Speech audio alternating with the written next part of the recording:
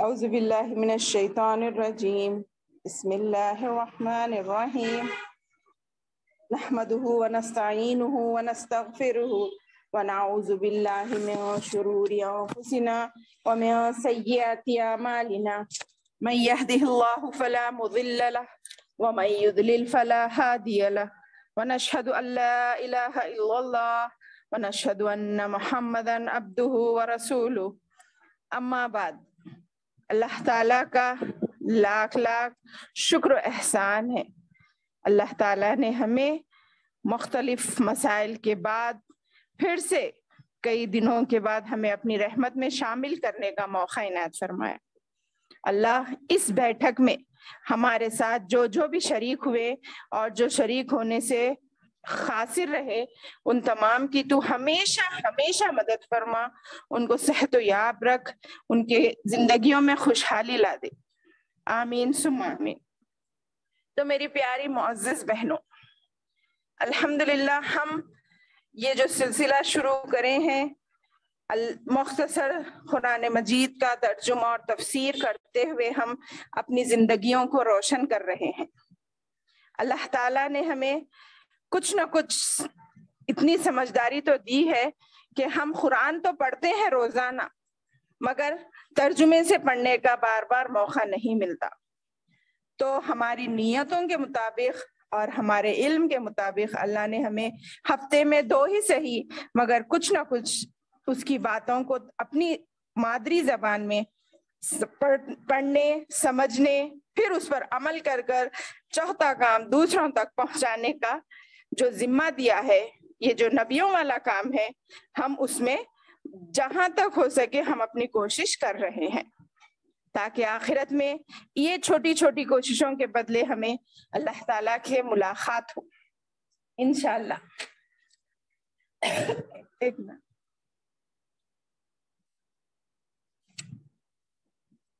تو ہم نے پچھلے اسباق میں جانا وَاتَّقُوا اللَّهَ وَاعْلَمُوا أَنَّكُمْ مُلَاقُوهُ وَبَشِّرِ الْمُؤْمِنِينَ، یعنی اور اللہ سے ڈرتے رہو۔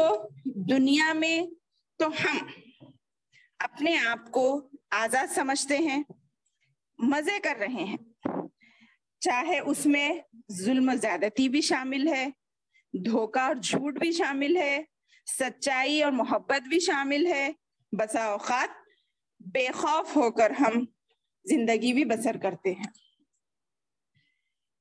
مگر ان سب میں ہمیں اللہ سے ڈرنے کا حکم دیا گیا ہے۔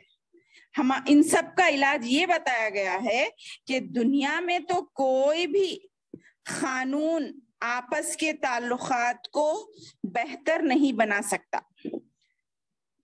کوئی ایسا طریقہ ہے ہی نہیں جب تک کہ ایک بندے میں اللہ رب العالمین کا خوف نہ ہو، جب تک کسی ایسے بڑے کی پکڑ کا اندیشہ اور خوف نہ ہو جو سب پر غالب اور حاکم ہو سوائے اللہ عز و جل کے۔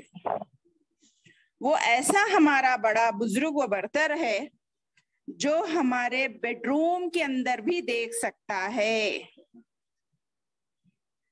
دنیا میں بہت سے مسائل کو ہم کورٹ وغیرہ تک لے جا سکتے ہیں، شوہر بیوی کے ہو یا کسی اور کے ہو، زمین جائیداد کے ہو، بھائی بہن کے ہو، وغیرہ وغیرہ، مگر بیوی شوہر پر کئی الزام لگا سکتی ہے اور شوہر بیوی پر کئی اعتراضات بھی کر سکتا ہے، کیونکہ کوئی نہیں جانتا کہ بیڈ روم کے اندر کیا ہوتا ہے، اصل گناہگار کون ہے سوائے اللہ تعالیٰ کے۔ یہ ڈر اور خوف ہر دونوں کو ہونا چاہیے کہ ہم اس دنیا میں تو ایک دوسرے پر سبقت لے جا سکتے ہیں، کوئی کس پر بھی الزام لگا سکتا ہے، مگر آخرت میں ہمارا کیا ہوگا، یہ بات ہمیں ہمیشہ یاد رکھنی ہوگی، کیونکہ اللہ کو تو سب پتا ہے، اللہ تو دیکھ رہا ہے اور اللہ سن بھی رہا ہے، کہ کون کس پر زیادتی کر رہا ہے، اور وہ چھوڑے گا نہیں کسی کو بھی. وَمَن يَعْمَلْ مِثْقَالَ ذَرَّةٍ خَيْرًا يَرَهُ وَمَن يَعْمَلْ مِثْقَالَ ذَرَّةٍ شَرًّا يَرَهُ. یہ اس کا قانون ہے. جو ذرہ برابر نیکی کرے گا اللہ اس کو دیکھے گا، یعنی اس کا بدلہ دے گا، اور جو ذرہ برابر برائی کرے گا اللہ اس کو بھی اس کا بدلہ دے گا. کیونکہ ہم سب کو اسی کے پاس سے آگے جانا ہے نا. ٹھیک ہے، اسی لیے کہا اور جان لو کہ تم کو اس رب کائنات سے ملاقات کرنی ہے.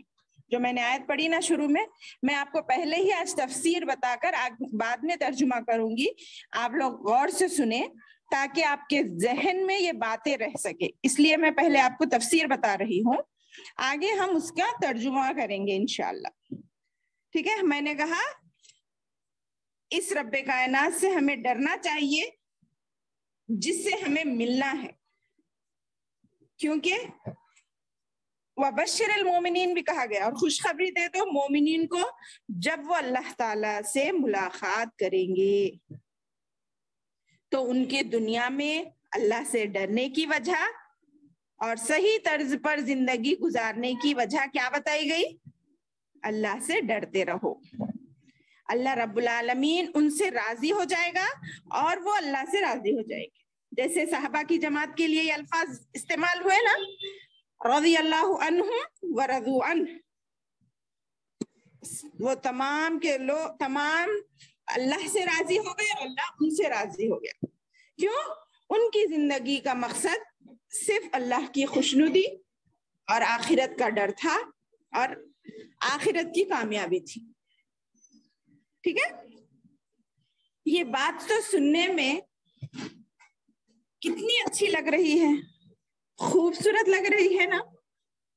ذرا تصور کیجئے پھر وہاں کا عالم کیا ہوگا جب یہ حقیقت، یعنی اللہ سے ملاقات کی جو حقیقت ہمیں بتائی گئی ہے، انکم ملاقو، یہ سب نعمتیں جو ہم کو بتائی جا رہی ہیں، جب ہم اس کا مشاہدہ کریں گے بذات خود تو وہ عالم کیسا ہوگا، یہ تصور اپنے ذہنوں میں لائی. ٹھیک ہے، چلیے اب آگے بڑھتے ہیں. لیکن اس منزل تک پہنچنا، اب آ جاتی گاڑی دھکے کھانے کے لیے، اس منزل تک پہنچنا ذرا مشکل کام ہے. اس کے لیے اس دنیا میں رب چاہی زندگی گزارنی ہوگی، تبھی ہمیں آخرت میں من چاہی زندگی گزارنے کو ملے گی، جس کے لیے بہت زیادہ صبر، ضبط اور تکالیف کو برداشت کرنا ہوگا. کیونکہ انبیاء اور صالحین سے زیادہ ہمارے پاس تکالیف نہیں آئی ہیں، تبھی انہوں نے وہ تکالیف برداشت کر کے اپنے نام اس سنہری بک میں لکھا لیا، اس جنت کی لسٹ میں لکھا لیا جو جنت میں ضرور جائیں گے. وہ ایسے ہی نہیں چلے گئے، بلکہ ہم سے کئی گنا تکالیف انہوں نے برداشت کی، تب جا کر ان کی یہ مشقتیں، یہ محنتیں، یہ صبر کام آیا. تو ان سے ہمیں انسپائر ہو کر تھوڑا تھوڑا اپنے اندر بھی وہ چیزیں لانے کی کوشش کرنا، یہ ہمارا مقصد ہے. اور بہت سی قربانیوں کی ضرورت بھی ہو، جس کے لیے عفو و درگزر، معافی کا جذبہ رکھنا بھی ہمارے لیے ضروری ہے. ایک اہم بات ہم جس کو بھول جاتے ہیں میری پیاری بہنوں، وہ یہ ہے آج کل تو دنیا میں ہمیشہ دوسروں سے ہمارے حقوق لینے پر ہم زیادہ توجہ دیتے ہیں.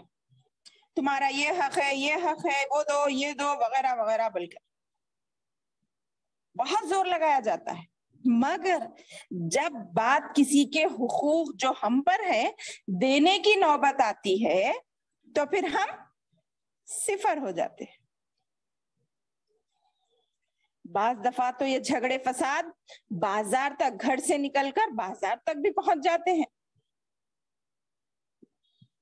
مگر ذرا ٹھنڈے دماغ سے سوچیں، جب ہم کسی کو اس کے حقوق مانگ رہے ہیں اس سے، تو یہ بھی یاد رکھیں کہ ہم کو بھی اس کے حقوق ادا کرنا ضروری ہے، ورنہ پھر اللہ کے یہاں وہ تمام حقوق دینے پڑیں گے جو ہم دنیا میں کوتاہی کی بنا پر، ظلم زیادتی کی بنا پر ادا نہیں کرے۔ کیونکہ صحیح حدیث کا مفہوم ہے جو آپ لوگ جانتے بھی ہوں گے، اللہ کے رسول صلی اللہ علیہ وسلم نے صحابہ سے پوچھا، ان کو تعلیم و تربیت کرنے کے لیے، کہ تمہارے نزدیک مفلس کون ہے؟ تمہارے نزدیک مفلس یعنی غریب، محتاج کون ہے؟ تو صحابہ کرام نے جواب دیا، اللہ کا رسول، جس کے پاس ساز و سامان نہ ہو، ضرورت زندگی گزارنے کی چیزیں نہ ہو، وہ مفلس اور غریب ہے۔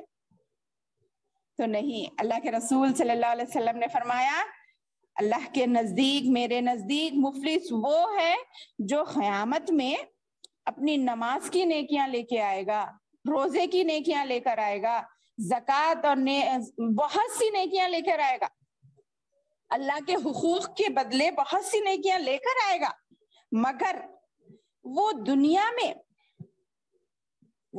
میں لوگوں کے حقوق ادا نہ کرے گا، رشتہ داروں کے حقوق ادا نہ کرے گا، پاس پڑوس کے حقوق ادا نہ کرے گا، کسی پہ ظلم کیا ہوگا، کسی پہ زیادتی کی ہوگی وغیرہ وغیرہ، تو اللہ بھی اس کو معاف نہیں کرے گا جب تک اس کی نیکیاں ان کو اس حقوق کے جتنی کوانٹٹی ہے اس حساب سے دیتی چلی جائیں گی۔ یعنی کسی کو دھپڑ مار دیا، کسی کو جھڑکی دے دی، کسی کا حق مارا، کسی کو دھوکہ دیا، کسی سے بدتمیزی کی جو جائز نہیں تھی، وہ دنیا کے تمام حقوق کے بدلے اس کو اس کی نیکیاں لیتی جائیں گے اور ان کے درمیان، بندوں کے درمیان تقسیم کرتے جائیں گے۔ جیسے حسد بھی ہے، سنیں آپ، حسد میں تو بالکل نیکی کو لکڑی، جیسا آگ جلنے کے لیے لکڑی کام آتی ہے، ویسے نیکیاں جل جاتی ہیں وہاں پر کسی سے اگر ہم حسد جلن رکھیں گے تو۔ اسی طرح اس کی نیکیاں نکال کے اس کو دے دی جائیں گی جس کے ساتھ انہیں حق تلفی کی۔ اب ایسا کرتے کرتے اس کی تمام نیکیاں ختم ہو جائیں گی، تو سوچئے یہاں کیا کرنا پڑے گا پھر۔ حدیث میں آیا ہے، اللہ رب العالمین انصاف پسند ہے نا، اس کی نیکیاں ختم ہونے کے باوجود بھی اس پر دوسرے لوگوں کے حقوق تھے، تو کیا کیا جائے گا؟ اسی مقدار کے برابر جس کا اس نے حق مارا ہے، وہ شخص کے گناہ نکال کر اس کے سر پر ڈالتے جائیں گے۔ سوچئے کتنا مشکل دور ہے وہ، کتنی تکلیف کا موقع ہے وہ، جب دوسروں کے گناہ ہمارے اوپر آتے جائیں گے، اور اس میں تو کچھ اینڈ ہونے کی بات نہیں ہے نا، وہ کتنے ہوں گے، جتنوں کا بھی حقوق مارا ہوگا وہ تمام حقوق اس کے اوپر آئیں گے اور وہ اسے ادا کرتے رہے گا، اس کی سزا اسے مل کر رہے گی۔ یہ ہے اللہ کی نظر میں مفلس، غریب، حقیر وغیرہ وغیرہ۔ تو کیا ہمیں ایسا بننا ہے؟ نہیں، ہرگز نہیں میری پیاری ماں اور بہنوں، میری بچیوں، ہمیں ایسا ہرگز نہیں ہونا ہے۔ جہاں ہم اپنے حقوق مانگنے کی باری آتی ہے، وہیں ہمارے حقوق ادا کرنے کی بھی ذمہ داری ہم ضرور ادا کریں گے، ٹھیک ہے انشاءاللہ۔ پھر دوسری بات ہم نے پڑھی، ہم نے جانی کہ اللہ کے نام کو نشانہ مت بناؤ اپنی قسمیں کھانے کے لیے، یعنی قسم کھا کر کسی نیکی سے مت رکو، میں یہ نہیں کروں گا، میں ان سے بات نہیں کروں گی بلکہ قسم کھا لینا، میں ان کی مدد نہیں کروں گی بلکہ قسم کھا لینا وغیرہ۔ اگر ایسی قسمیں کھا بھی چکے تو اسی قسم کو فوراً توڑ کر اس کا کفارہ ادا کر دو، کیونکہ نیکی سے رکنے کی قسم کھانا یہ گناہ ہے۔ مگر یہ غلطی حضرت ہمارے اسلاف میں بھی، حضرت ابوبکر صدیق ہمارے خلیفہ اول سے بھی ہوئی تھی، کہ جب ان کی بیٹی پر کچھ لوگوں نے تہمت لگائی حضرت عائشہ رضی اللہ تعالی عنہا پر، تو انہوں نے بھی اپنے خاندان کے کسی گھر والوں کے کچھ ہر مہینہ نان نفقہ دیتے تھے، جس سے رک جانے کی انہوں نے قسم کھا لی تھی۔ آگے ہم انشاءاللہ پڑھیں گے تب تو اللہ نے فوراً ان کو بتایا کیا تم نہیں چاہتے کہ اللہ تمہارے گناہ معاف کرے؟ تم ایسی قسمیں کیوں کھاتے ہو جو نیکی سے رکنے کی ہے؟ تو انہوں نے فوراً دیر نہیں کی، فوراً توبہ کی، قسم کا توڑ دی، فوراً نان نفقہ دینا چالو کیا اور وہ قسم کا کفارہ ادا کیا جو کہ 3 روزے ہیں، ہم اور آپ جانتے ہیں. ٹھیک ہے، ایسی قسمیں نہیں کھانا ہے، یہ بھی جان لیا. مگر آج کل ہم کسی رشتہ دار سے، کسی پڑوسی سے یا کسی بھائی بہن سے کچھ غلطی ہو جاتی ہے، فوراً دل میں شیطان وسوسے ڈالتا ہے کہ ہم ان سے بات نہیں کریں گے وغیرہ وغیرہ. تو ایسا ہرگز نہیں کرنا چاہیے. اور ایک معنی یہ بھی نکلتے ہیں کہ بار بار نیکی کرنے کی قسم بھی مت کھاؤ. قسم سے میں نے سچ کہا، قسم سے میں نماز ضرور پڑھوں گی، قسم سے میں زکوٰۃ دوں گی، قسم سے میں روزہ رکھوں گی، ایسا بھی مت کہو. قسمیں کھا کھا کر تم نیکی نہ کرو، بلکہ جتنا تم سے ہو سکے اتنی نیکیاں کر لیا کرو. اصل میں اس میں کیا ہوتا ہے میری بہنوں، ہم اپنے آپ کو منوانا چاہتے ہیں کہ ہم بہت نیکی اور تقویٰ والے ہیں، بار بار قسم کھا کر ہم اپنی بات کو پختہ کرتے ہیں، لوگوں کے اندر ہم اپنے آپ کو ایک الگ حیثیت دینا چاہتے ہیں بول کر. اللہ ہم سب کو نیک توفیق دے، ہماری اولاد کو صحت و تندرستی دے. اور تیسری بات ہم نے جانی یا جانیں گے کہ بر اور تقویٰ کے بعد سب سے افضل کام لوگوں کے درمیان اصلاح کرانا بھی ہے. کیونکہ کیا آیا تھا؟ وَلَا تَجْعَلُوا اللَّهَ عُرْضَةً لِأَيْمَانِكُمْ أَن تَبَرُّوا وَتَتَّقُوا وَتُصْلِحُوا بَيْنَ.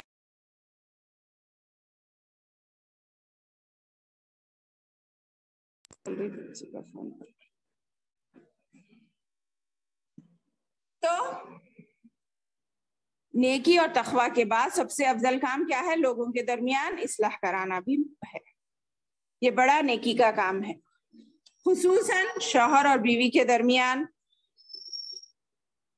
صلح کرانا بھی بہت اللہ کا پسندیدہ کام ہے اور ناپسند شیطان کا ہے. شیطان کو بہت زیادہ تکلیف کب ہوتی ہے؟ جب وہ شوہر بیوی کے درمیان صلح دیکھتا ہے. اور خوشی کب ہوتی ہے؟ جب وہ شوہر بیوی کو لڑاتا ہے. دیکھیے اونچ نیچ تو دنیا کا حصہ ہے، اسی طرح ہمیں رشتہ داروں کے درمیان صلح کرانے کی کوشش کرنا چاہیے، دوستوں کے درمیان صلح کرانے کی کوشش کرنا چاہیے، بھائی بہن کے درمیان صلح کرانے کی کوشش کرنا چاہیے، یا پھر بہن بہن کے درمیان کوئی لڑائی جھگڑا ہو، فوراً ہمیں اصلاح کا کام کرنا چاہیے، نہ کہ اس کو اور آگ بھڑکا کر اس کے بارے میں غیبتیں کر کر اس کے بارے میں ایک دوسرے سے تذکرے کر کر اس کو پھیلانے کے بجائے اس کو فوراً جہاں کا وہاں ختم کرنے کی کوشش کرنا چاہیے. یہ ہمیں قرآن تربیت دیتا ہے.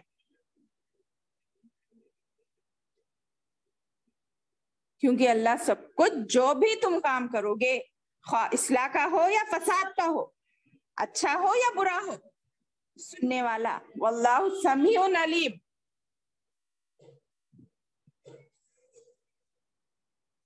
اس بات کا ہمیں ہمیشہ خیال رکھنا چاہیے.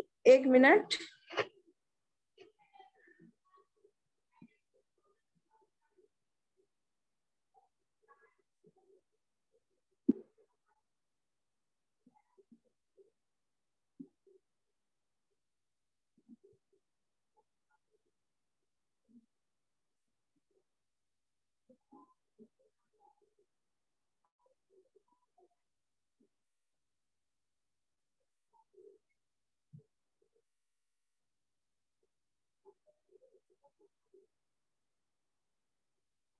جی ٹھیک ہے، یہ خیال رکھنا ہے. اوکے، اس کے بعد ہم نے جاننا ہے کہ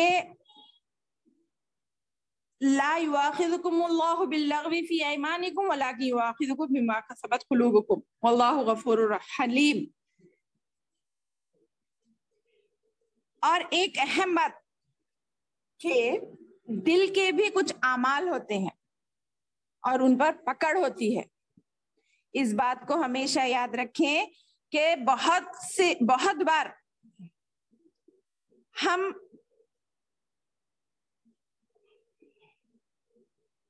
دل کے کچھ اعمال ہوتے ہیں اور کچھ باتیں ہوتی ہیں. باتیں کیا ہیں؟ باتیں کون سی ہوتی ہیں دل کی؟ وہی جو ہم اپنے آپ سے کرتے ہیں. کبھی کبھی میں یہ کروں گی، میں وہ نہیں کروں گی، میں ایسا کروں گی اپنے ساتھ، وغیرہ وغیرہ. ٹھیک ہے، یہ ایک ہو گیا. دوسرا، دل کے کام. یہاں جو کہا گیا نا کہ نہیں، اللہ مواخذہ نہیں کرے گا تمہارے لغو بیکار خصموں کا جس میں دل کا دخل نہ ہو، پختہ ارادہ نہ ہو، لیکن وہ مواخذہ یعنی بدلہ لے گا تمہارے ان کاموں کا جو تم دلوں سے کرتے ہو، جو کچھ تمہارے دلوں نے کمایا. بما کسبت قلوبکم، جو تمہارے دلوں نے کمایا. تو اس کا مطلب یہ ہے دل بھی کمائی کرتے ہیں، دل کے بھی کچھ کام ہوتے ہیں. شاید ہم نے غور نہیں کیا. اب جانتے ہیں کہ دل کے کام کیا ہیں. سب میں پہلا دل کا کام ارادہ ہے، جسے ہم نیت بھی کہتے ہیں. کرتے ہیں نا، نماز کی نیت، روزے کی نیت، غسل کی نیت، جس کے لیے الفاظ نہیں ہے میری بہنوں، یہ دل کے ارادے کا نام ہے. یہ غور کریں. الفاظ اگر ہم منہ سے ادا کریں تو وہ الفاظ بن جاتے ہیں، مگر جہاں بھی حدیث میں آیا ہے نیت کا، اس کے معنی دل کا ارادہ ہے. یہ دل کی کمائی ہے، اسی پر ہمیں اجر و ثواب ملنے والا ہے. نیت کریں اگر کوئی نیکی کا تو اجر شروع ہو جاتا ہے نا، کہا گیا نا حدیثوں میں. اور ادا کرنے پر تو وہ الگ بہت زیادہ ہے، جس کی جیسی نیت ہوگی. تو یہ دل کا عمل ہے. جو کچھ دل میں ہو رہا ہے وہ چیزیں انسان اپنے دل کے ارادے سے کرتا ہے تو وہ دل کا عمل کہلاتا ہے. ارادہ دل کا عمل ہے، محبت دل کا عمل ہے، نفرت دل کا عمل ہے، خوف دل کا عمل ہے، حسد اور بغض بھی دل کا عمل ہے. بعض دل کے اعمال پر، خاص کر اچھے کام پر ثواب کا وعدہ اور غلط کام پر عذاب ملنے کا وعدہ بھی ہمیں معلوم ہے. تو معلوم ہوا ہمارے ہاتھ کے کچھ اعمال ہوتے ہیں، ہمارے کان کے کچھ اعمال ہوتے ہیں، ہماری آنکھوں کے کچھ کام ہوتے ہیں، وغیرہ وغیرہ. ہمارے پیروں کے بھی کچھ کام ہوتے ہیں. اب ہم خود سوچ لیں کیا کریں گے، کیا کیا ان کے اچھے کام ہو سکتے ہیں اور کیا کیا ان کے برے کام ہو سکتے ہیں. اللہ ہمیں ہمیشہ ہمیشہ اچھے اچھے کام خود سے کروانے والا بنائے، یعنی اپنے جسم سے کروانے والا بنائے. آمین ثم آمین. پھر اب ہم آگے پڑھیں گے کہ دین اسلام ہمارا ایک ایسا منفرد دین خالص ہے جو ہمارے زندگی کے ہر شعبے پر نظر رکھتا ہے اور وہاں ہدایات بھی دیتا ہے کہ ایسا کرو اور ایسا نہ کرو، وغیرہ وغیرہ. اب ہمارا کانٹیکس میں جو بات چل رہی تھی خصمیں کھانے کی، لڑائی جھگڑے کی، یعنی اکثر لوگ ضد اور غصے میں اللہ کا نام لے کر خصمیں کھا لیتے ہیں، لڑائیوں میں مبتلا ہو جاتے ہیں. اب ہم آگے ایک خاص قسم کا بارے میں پڑھیں گے جسے ایلا کہتے ہیں. جیسے میں نے آپ سے کہا تھا یہ ایک قسم کی قسم ہے جو صرف مرد اپنی بیویوں سے ایلا کرتے ہیں. یعنی ایلے کے معنی ایسی قسم کھانا کہ شوہر اپنی بیوی سے مجامعت نہیں کرے گا. اگر وہ 4 مہینے تک ہو تو اس پر کوئی قسم نہیں، کوئی گناہ نہیں ہے. مطلب وہ اپنے کو مدت دے دی جا رہی ہے، مگر وہ 4 مہینے سے بڑھ جائے تو پھر ایک سیریس میٹر ہے. وہ یعنی عام الفاظ میں آپ سمجھیے کہ شوہر جو قسم کھا لے گیا کہ میں اپنی بیوی سے 4 مہینے 10 دن تک کوئی جسمانی تعلق نہیں رکھوں گا غصے میں وغیرہ، تو پھر اس کے پاس 4 مہینے کی مدت ہے. یہ سمجھ لیں پہلے ایلا کس کو کہتے ہیں. اسی کے درمیان پھر وہ رجوع کر لے تو وہ معاملہ وہیں پہ ختم ہو جائے گا. نہیں 4 مہینے گزر گئے تو اب یہ قاضی کے پاس چلے جائے گا معاملہ. ایسے میں عورت ایسے مرد سے طلاق لے سکتی ہے، بلکہ اگر وہ مرد ضد میں آ کر غصے میں اگر وہ طلاق نہ دے تو وہ قاضی اگر اسلامی قانون ہے تو زبردستی اس سے طلاق دلائی جائے گی، جو بیوی کے حقوق ادا نہ کرے، کیونکہ طلاق دینے سے یا لینے سے ہوتی ہے، خود بخود نہیں ہو جاتی. ٹھیک ہے. پھر ہم جانیں گے طلاق یافتہ عورتوں کو کیا مدت ہے وہ اپنے آپ کو روکے رکھے 3 حیض تک. یہاں 3 مہینے بتایا نہیں گیا ہے بلکہ ثلاثۃ قروء کہا گیا ہے، کیونکہ سب کی عادتیں، سب کے مزاج، سب کی ماہواری الگ الگ ہوتی ہے نا، اس لحاظ سے 3 ماہواری تک وہ طلاق یافتہ عورت اپنے آپ کو روکے رکھے گی تاکہ وہ جان لے کہ اس کے پیٹ میں اس کے شوہر کی اولاد ہے یا نہ ہے. 3 حالات، اس کے بعد وہ طلاق لے سکتی ہے، کیونکہ 3 حالتیں ایسی ہیں جس میں شوہر بیوی مجامعت نہیں کر سکتے اسلامی نقطۂ نظر سے. ایک تو روزے کی حالت میں نہیں کرنا ہے، دوسری اعتکاف کی حالت میں، اور تیسری احرام کی حالت میں. اس کے علاوہ بیوی اور شوہر دونوں کو اختیار ہے. ٹھیک ہے. اور ہم جانیں گے کہ مختلف عدتیں کیا کیا ہیں. ہم نے 6 قسم کی عدتیں جانی ہیں آج انشاءاللہ. ایک تو طلاق یافتہ کی عدت 3 حیض بولی، دوسری بیوہ عورت کی یعنی جس کا شوہر مر چکا اس کی عدت 4 مہینے 10 دن ہے، اور تیسری جن عورتوں کو ماہواری آنا بند ہو گیا یا پھر ایسی چھوٹی کمسن جن کا نکاح ہو جاتا ہے نا، جن کو شروع ہی نہیں ہوا ماہواری، تو ان کی عدت بھی 3 ماہ ہے. اور چوتھی یہ باتیں دیکھیے میری بہنوں غلط نہ سمجھیں، یہ ہمیں جاننا ہے، اپنی اولاد کو بھی بتانا ہے، کیونکہ ہم اچھی باتیں اگر ان کے ذہن میں نہ ڈالیں گے تو غلط باتیں ان کے ذہنوں میں آ جائیں گی، جس سے ان کا دین اور اسلام دونوں بھی خراب ہو سکتا ہے کہ میم کیا کیا بتا دے رہے ہیں، بچی اس میں انمیرڈ بچے بھی ہوں گے وغیرہ، کوئی گھر میں بھی سن رہا ہوگا.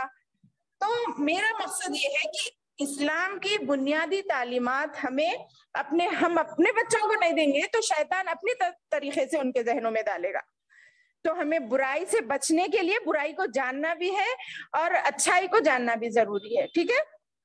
اس بنیاد پر میں آپ کو یہ باتیں بتا رہی ہوں کیونکہ یہ اسلام کا حصہ ہے. اللہ بھی نہیں شرماتا حق بات بتانے کے لیے، نہ نبی نے شرمایا، نہ امہات المومنین.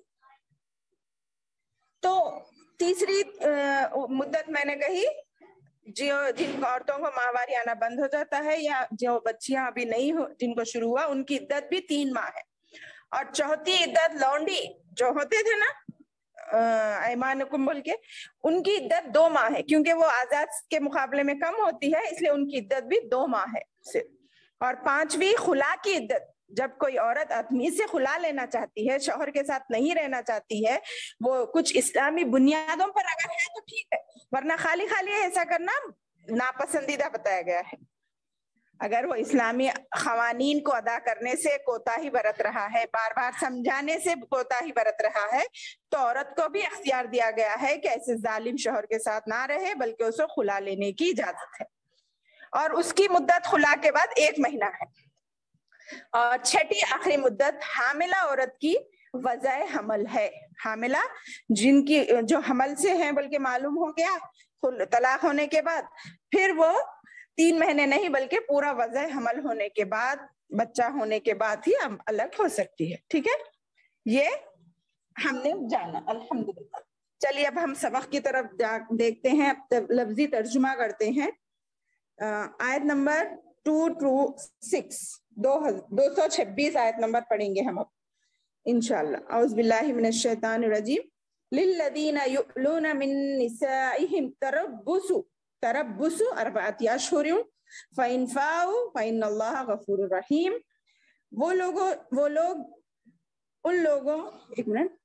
ان لوگوں کے لیے جو قسم کھاتے ہیں، یؤلون مانے ایلا کی قسم کھانا، من نسائہم اور اپنی عورتوں سے، تربص وہ اپنے آپ کو روکے رکھیں گی 4 اشہر 4 مہینے تک.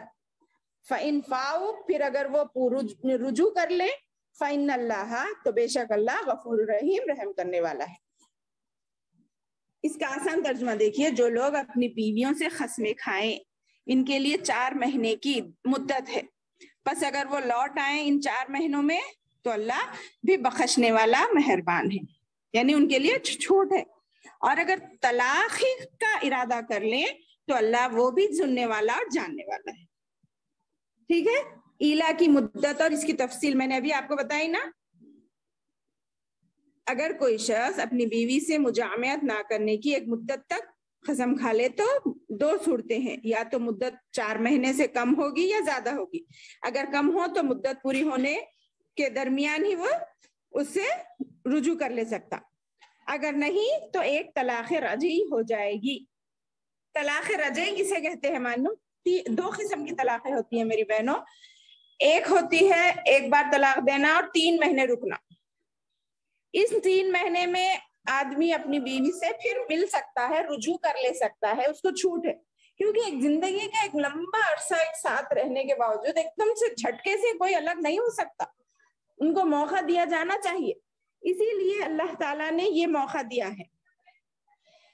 تو 3 مہینے تک اگر وہ رجوع کر لے تو وہ طلاق نہیں پڑے گی. نہیں 3 مہینے کے بعد بھی نہیں رجوع کر رہا پھر اور ایک طلاق دیا تو یہ بھی جائز ہے.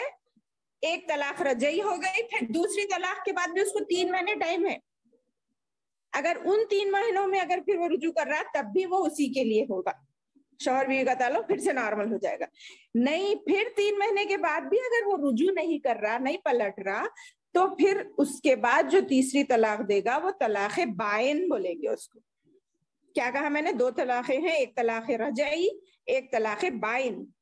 رجعی کے معنی رجوع کر لینا ہے اور بائن کے معنی دور ہو جانا ہے، الگ ہو جانا. 3 طلاق ہونے کے بعد اب اس کو چانس نہیں ہے کہ وہ واپس پھر وہ شوہر بیوی بن کر رہیں. ٹھیک ہے. یہ 2 قسم کی طلاقیں ہوں گی. یہ ایلا کی طلاق کیا ہے؟ یہ دوری. ایک مرتبہ اللہ کے رسول صلی اللہ علیہ وسلم نے 1 ماہ کے لیے قسم کھا لی تھی کسی وجہ سے اپنی بیویوں سے دور رہنے کی. اللہ کے رسول نے غصے میں 29، کیونکہ یہ بھی کام دین کا حصہ ہے نا، اسی لیے اس کا مطلب یہ نہیں کہ نبی سے بھی غلطی ہوئی نہیں، بلکہ یہ دین پہنچانے کے لیے ہمارے نبی نے ہم کو دین پورا کا پورا پہنچایا نا، تو یہ سب اسی بنیاد پر. تو 1 ماہ کے لیے قسم کھا لی نبی کریم صلی اللہ علیہ وسلم نے، اور 29 دن پورے الگ رہے.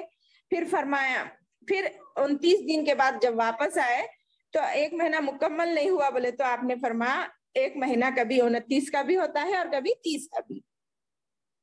تو اس طرح اگر کوئی دنیا میں غصے کی بنا پر یا کسی اور وجہ سے قسم کھا لی تو اس کی مدت تو 4 مہینے تک وہ اس کو حق ہے مرد دور رہ سکتا ہے. عورت بھی اس کے لیے کوئی وہ نہیں کر سکتی، الزام نہیں لگا سکتی.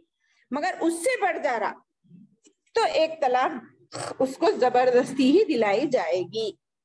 یہ ہے.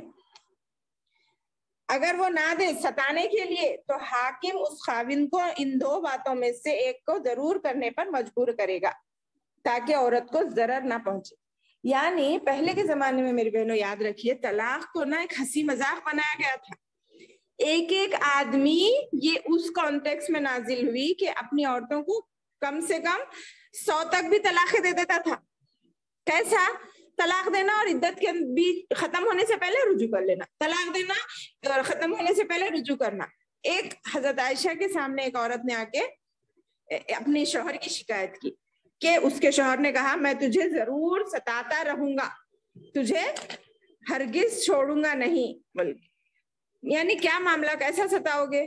تو میں تجھے ضرور طلاق دوں گا، پھر مدت ختم ہونے سے پہلے پھر رجوع کر لوں گا، طلاق دوں گا رجوع کر لوں گا. ایسا عورت پہ ظلم کی بات ہے نا. تو اللہ کے رسول کے سامنے جب تک یہ آیتیں نازل نہیں ہوئی تھی، یعنی ایسی آزادی مرد کو نہیں ہے کہ وہ عورت کو تکلیف دے. تو جب عائشہ سے وہ عورت نے آ کے شکایت کی تو اللہ کے رسول بھی آئے تو حضرت عائشہ نے یہ قصہ بیان کیا تو اللہ کے رسول خاموش ہو گئے کیونکہ اس کے بارے میں عظیم معلوم نہیں تھا. اس کے بعد یہ یہاں سے آیتیں نازل ہوئی وَإِنْ عَزَمُ الطَّلَاقَ بلکہ کہ انسان کو ایسی زیادتی ظلم کرنے کی اجازت نہیں ہے، چاہے وہ شوہر بھی کیوں نہ ہو. وہ 2 مرتبہ اختیار رکھ سکتا ہے طلاق دینے کا. تیسری مرتبہ اگر اس نے واپس طلاق دی تو پھر اب اس کو اختیار نہیں ہے کہ پھر وہ بیوی کے ساتھ رہے، اس کے بعد اس کو دوسرا نکاح ہی کرنا ضروری ہے۔ اب یہ بات آپ لوگوں کو یہاں پہ بھی میں بتاتی چلوں، اس کے بارے میں آج کل بہت ہم نے سنا ہے، بیچ میں بہت اس کے اوپر خبروں میں بھی آیا تھا کہ حلالہ یہاں پہ جو اب آگے آ رہا ہے، اس کے بارے میں بہت سے لوگوں نے غلط قانون نکالا کہ اگر شوہر 2 طلاق ہے ایک ہی بیٹھک میں 3 طلاق دے دیا تو طلاق بائن ہو گئی، اب وہ اس سے دور ہو گئی، اب وہ پھر بعد میں پچھتارا۔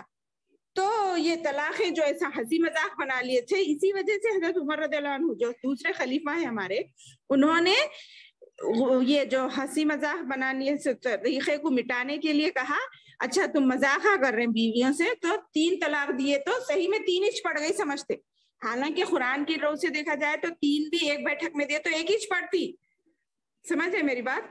3 طلاقیں بھی اگر بیوی ایک بیٹھک میں دے دی جائیں تو 1 ہی پڑے گی قرآن اور حدیث میں نبی کریم صلی اللہ علیہ وسلم کے اسوے سے۔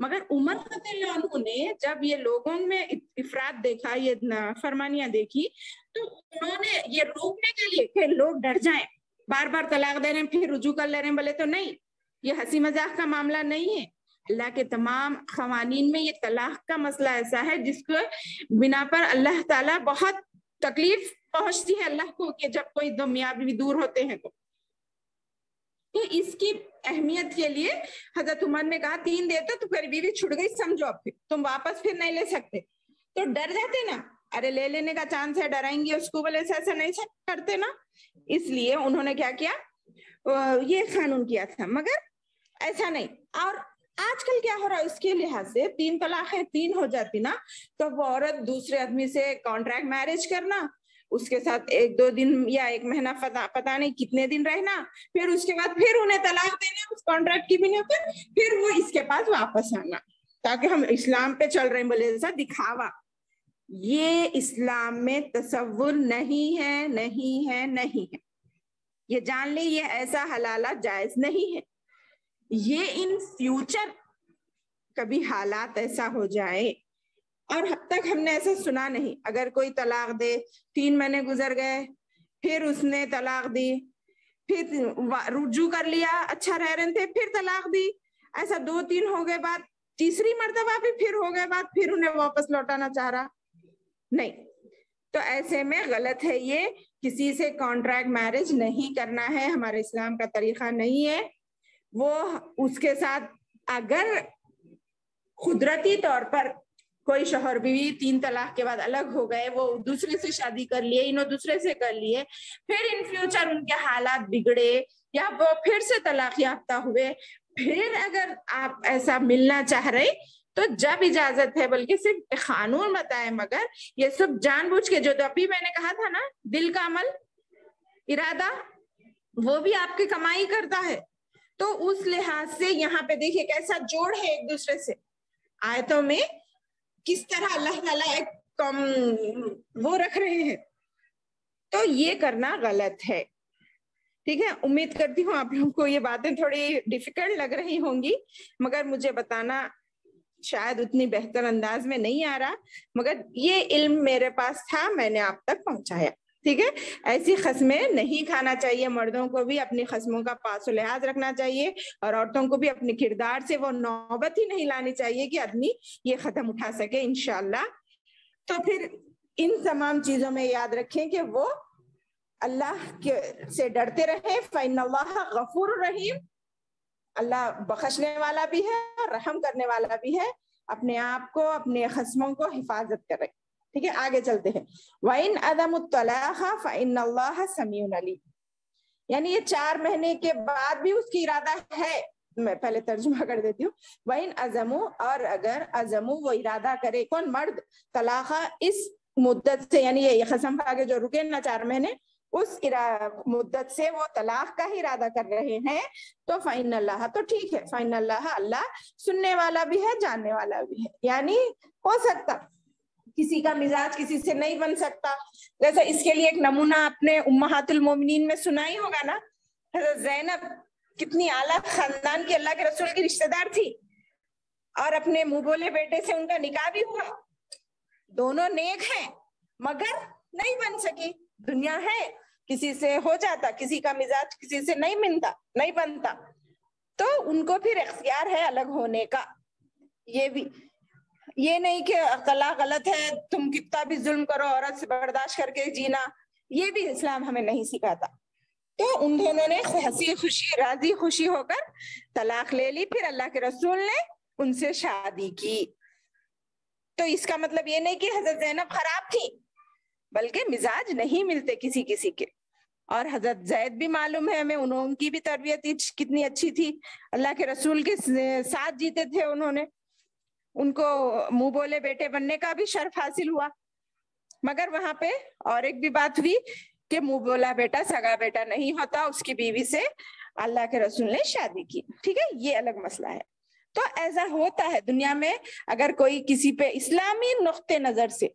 پھر یہاں پہ یہ اجازت نہیں کہ چھوٹی چھوٹی چٹ پٹ باتوں میں میرے کو وہ ساڑی نہیں دلائے میں طلاق لے لیتی ہوں، میں خلا لے لیتی ہوں، میرے کو وہ نیکلیس نہیں دلائے، میرے کو گھر کا خرچہ صحیح نہیں دے رہی ہے، چھوٹی چھوٹی باتیں. اور اسلام سے ہٹ کے صبر و ضبط تو عورت کا زیور ہے، مگر اس سے ہٹ کے اگر وہ چھوٹی چھوٹی باتوں پہ طلاق کا دعویٰ کرے یا آدمی طلاق دے دے غصے میں آ کر جاہلانہ طور طریقے سے، تو یہ بھی منع کیا گیا ہے. اس کے واسطے طلاق نہیں ہے، بلکہ اسلامی نقطے نظر سے ہم نے پڑھا یا سنا ہے کہ ایک عورت نے اپنے شوہر کو صرف نماز نہیں پڑھنے کی وجہ پہ طلاق مانگ رہی تھی.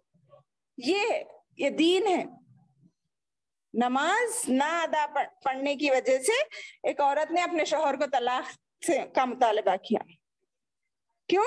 جو جان بوجھ کر نماز چھوڑتا ہے وہ کافر ہے نا، تو پھر ایک کافر ایک مسلمان کیسا ساتھ رہ سکتا ہے؟ اس بنا پر اسلامی قوانین میں کوتاہی کی بنا پر عورت اپنے شوہر سے جدا ہو سکتی ہے، اور آدمی بھی، عورت اگر ایسا کر رہی تو عورت سے بھی وہ جدا ہو سکتا. نماز کی پابند نہیں ہے، دوسرے کام اچھے کر رہی تو بھی وہ اس کے ساتھ نہیں رہ سکتا. سمجھ رہے نا؟ انشاءاللہ.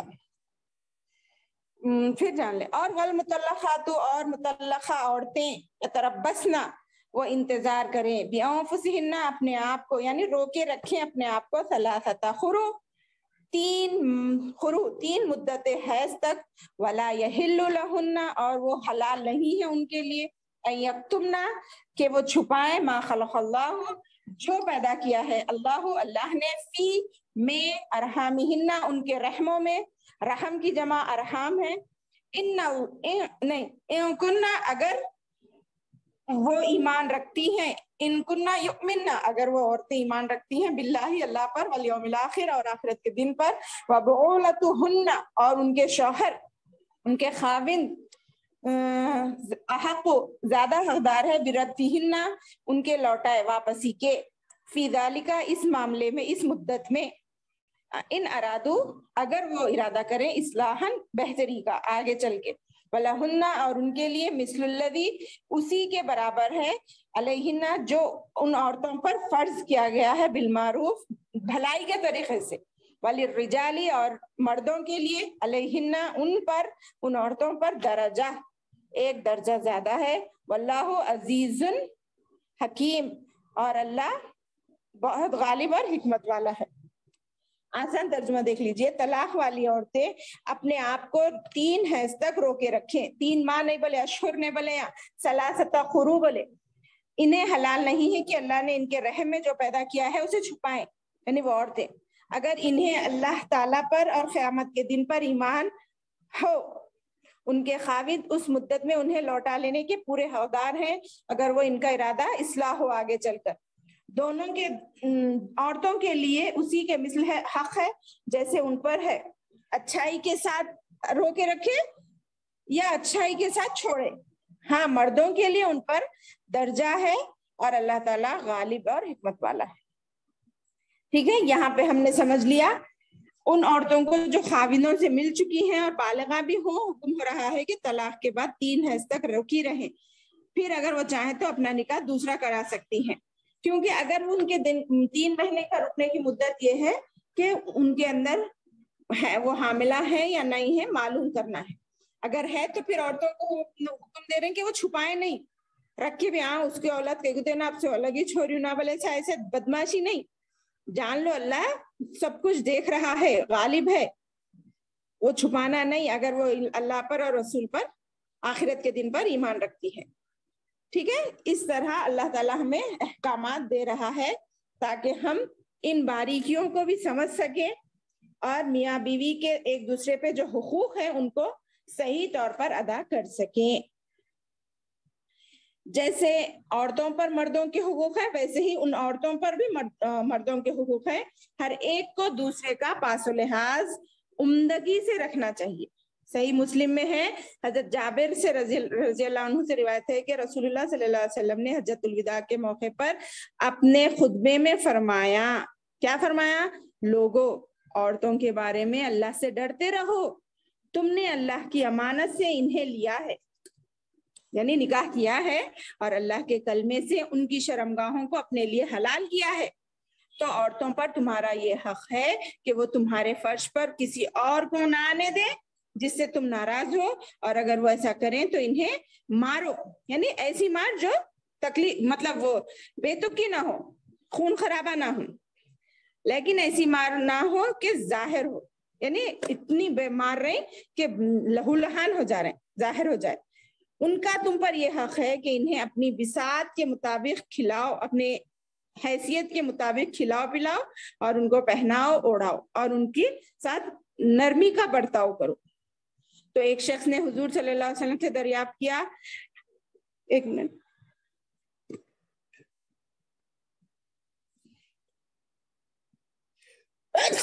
الحمدللہ.